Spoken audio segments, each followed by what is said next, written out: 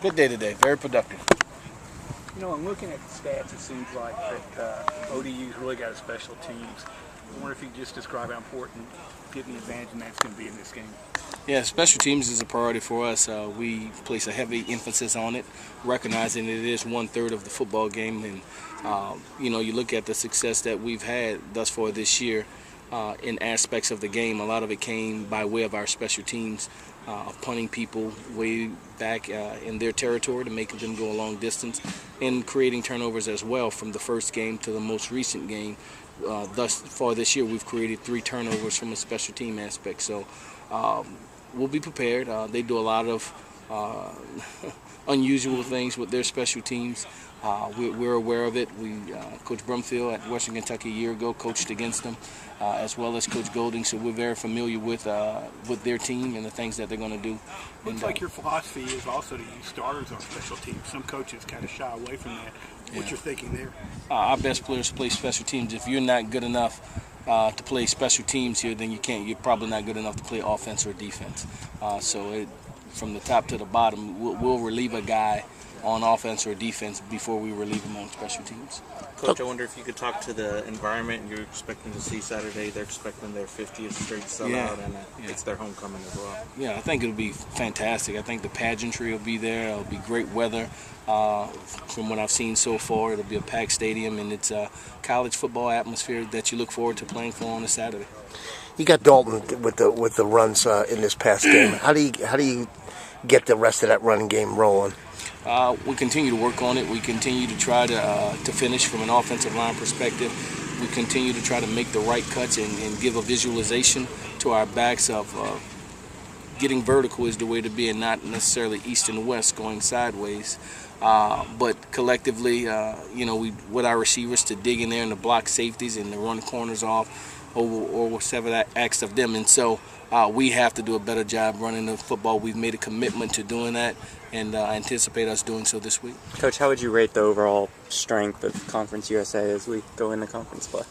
Well, I haven't seen every team, but I think our conference is a quality one. You look at early on in the year what Southern Miss did, what Louisiana Tech did, Middle Tennessee did, and just every other opponent that may have not even won their games, but just the competitive nature from top to bottom. I think it's one of the better conferences in the country.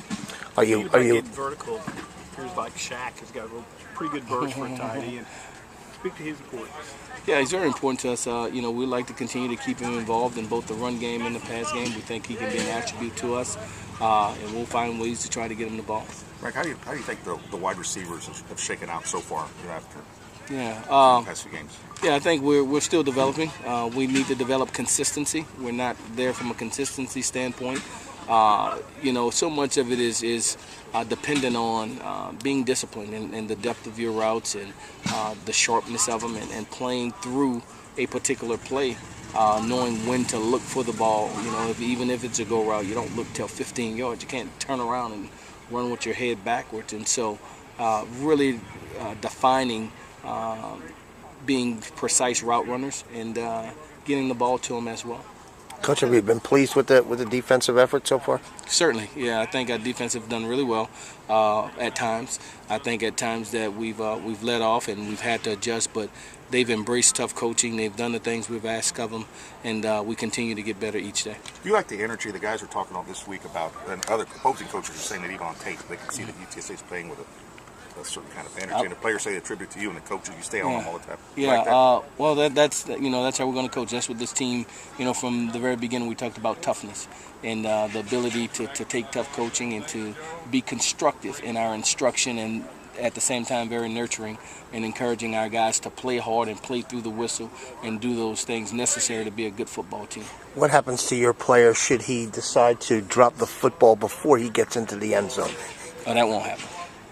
Are you surprised that that's happened? That continues to happen in college football. Yeah, you know, like so many other aspects of the game, we call it a gift, and every week we go through that with our team. We went through it actually this morning in our meetings, the gift from the 3 teams throughout football, NFL as well as collegiately that did that. And so, yeah, it wouldn't. You probably wouldn't want to turn the cameras to me if that happened.